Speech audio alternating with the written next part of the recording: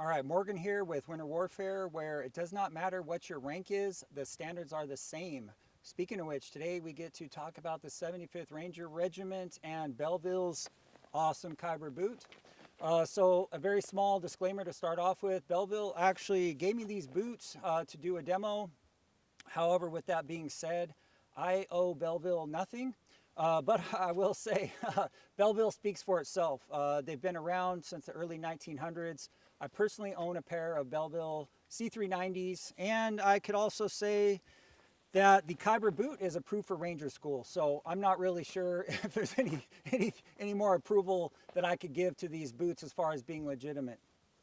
So let's talk about the boot for a couple minutes. This is it's a hybrid cold weather tactical boot, and so it's going to give you a combination. If you look at the design, the boot's going to give you a combination of a good, let's just say, cold weather tactical ability and mountain ability, I guess, if you will. And there's a couple features to the boot that we can talk about in a second.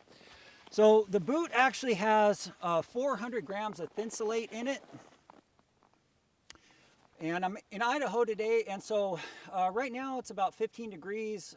Been up all day, out in the snow, snowshoeing, shooting, doing tactical work in the boots, and they've held up just fine. My feet are fine, my feet are warm. And as you know, I think anybody that's really ever been in a tactical situation, you know, really the warmness of the boot is not for when you're moving, it's for when you're stopped. And so that's the catch right there. It is really keeping you warm, you know, when you're stopped, and these boots are doing that. I'm not worried about when they're moving. So again, 400 grams of Thinsolate. There's a Goretex liner in the boot, and that Goretex liner obviously keeps the boot waterproof. So you're going to get a good mix of, let's just say these boots might be good in a cold urban environment. Maybe you're a SWAT team, or maybe you're a soldier, just somebody who likes to be prepared in a more mountain environment.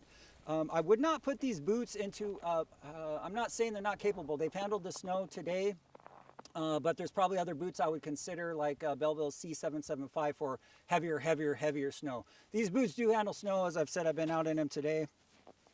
Another feature of the boot, on the very front, there's a lug, and on the very back is a lug.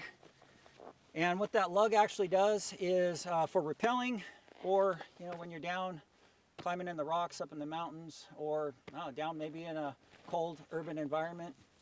And so I actually spent quite a bit of time at Fort Lewis myself, and I specifically remember a time at Fort Lewis out in the back 40 there where it was 32.1 degrees, and it was the coldest rain I'd ever experienced in my entire life.